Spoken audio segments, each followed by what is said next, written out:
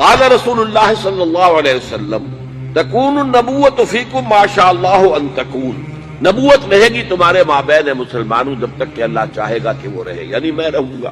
ثم یرفع اللہ اذا شاء یرفعها، پھر اللہ اسے اٹھا لے گا جب اللہ چاہے گا کہ اسے اٹھا لے، یعنی پھر میرا انتقال ہو جائے گا، نبوت ختم ہو جائے گی، اب تمہارے مابین نبوت کی برکات و سعادتیں نہیں رہیں۔ ثم تکون خلافۃ علی منہاج النبوۃ، پھر اس کے بعد ایک دور ہوگا خلافت کا جو بالکل نبوت کے طریق پر ہوگی، نبوت کے نقش قدم پر ہوگی، جو نظام میں نے قائم کیا جوں کا توں، بغیر کسی بال کے فرق کے وہ قائم رہے۔ فتکون ما شاء اللہ تکون، پھر وہ بھی رہے گا جب تک کہ اللہ چاہے گا کہ رہے۔ ثم یرفع اللہ اذا شاء یرفعها، پھر اللہ اسے بھی اٹھا لے گا جب چاہے گا کہ اٹھا لے۔ ثم تکون ملکا عاضا، عض یعض کہتے ہیں دانتوں سے کاٹنے کو۔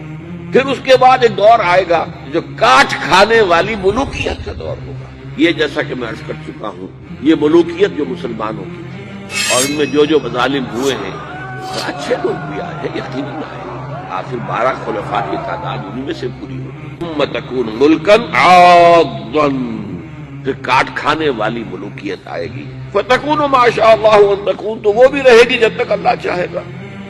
ثم یرفع اللہ اذا شاء یرفعها، پھر اللہ اٹھا لے گا اسے بھی جب چاہے گا۔ ثم تکون ملکا جبریا، پھر ایک مجبوری والی ملوکیت آئے گی، غلامی والی، جس کو ہم ویسٹرن کولونیلزم کہتے ہیں، یورپین کولونیلزم۔ کہیں انگریز ملکہ وکٹوریہ کے ہم غلام ہو گئے، کہیں جو ہے ہسپانوی آ گئے، کہیں پر اطالوی آ گئے، کہیں پر فرانسیسی آ گئے، کہیں پر ولندیزی آ گئے، کہیں پر پرتگیزی آ گئے، اس طرح سے پورا عالم اسلام گرفت میں آ گیا۔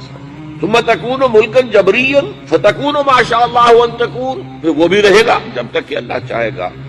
ثم یرفع اللہ اذا شاء یرفع، پھر اللہ اسے بھی اٹھا لے گا جب چاہے گا کہ اٹھا لے۔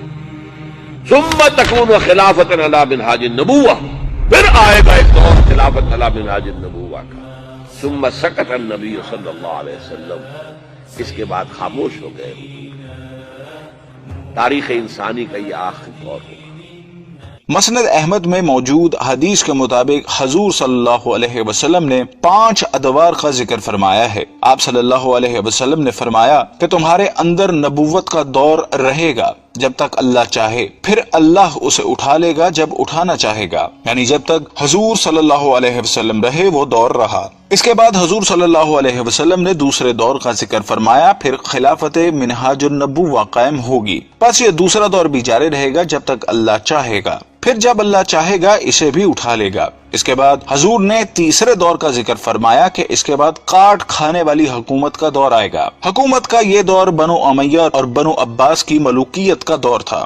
آپ نے ارشاد فرمایا یہ دور بھی رہے گا جب تک اللہ چاہے گا، پھر اسے بھی ختم فرما دے گا۔ پھر حضور صلی اللہ علیہ وسلم نے چوتھے دور کا ذکر فرمایا، پھر جابرانہ بادشاہت کا ایک دور آئے گا۔ جابرانہ بادشاہت سے مراد غیروں کی غلامی کا زمانہ ہے۔